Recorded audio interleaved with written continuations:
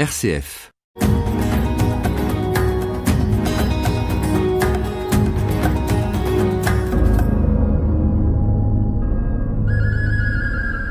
La Marsa, Tunisie.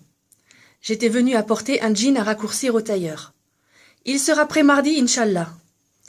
Un autre jour, Mounia m'a annoncé « Demain, je te ferai un gâteau tunisien, Inch'Allah ». Même le pilote de l'avion de Tunisair, qui m'amenait à Paris, a dit dans le micro « Mesdames et messieurs, dans 1 minute, nous atterrirons à Paris, Inch'Allah ». Dieu a tout décidé à l'avance et il serait bien présomptueux de penser savoir ce qu'il a décidé. La croyance en le destin est même le 6e pilier de la foi en islam. Ce qui arrive dans votre vie n'est pas vraiment votre faute. Dieu l'a décidé pour vous et vous ne pouvez que vous plier à sa volonté toute puissante. Il faut donc être bienveillant envers ceux qui sont en difficulté. Nous pouvons échouer dans notre vie même si nous sommes quelqu'un de bien.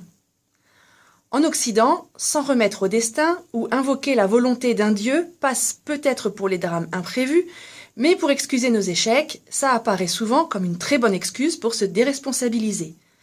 En effet, chez nous, le destin se prend en main. C'est nous qui sommes les propres maîtres de nos vies. Tu veux quelque chose ? Bats-toi pour l'obtenir, dans le respect de la morale évidemment. Nos films et nos livres sont pleins de ces héros qui triomphent de l'adversité, ainsi que de leur passé dramatique, et obtiennent leur trophée car ils l'ont mérité. Il y a cependant une face sombre à cette vision du destin. Si le succès est mérité, l'échec l'est aussi. La maîtrise de notre destin, et donc de nos réussites et échecs, nous prive de la bienveillance dont peuvent témoigner ceux qui placent tout dans les mains d'un être suprême. « Essaye encore, tu ne l'as pas assez voulu !» risque-t-on d'entendre ici en culpabilisant. « Dieu l'a voulu comme ça, ce n'est pas ta faute », rétorquera-t-on là-bas.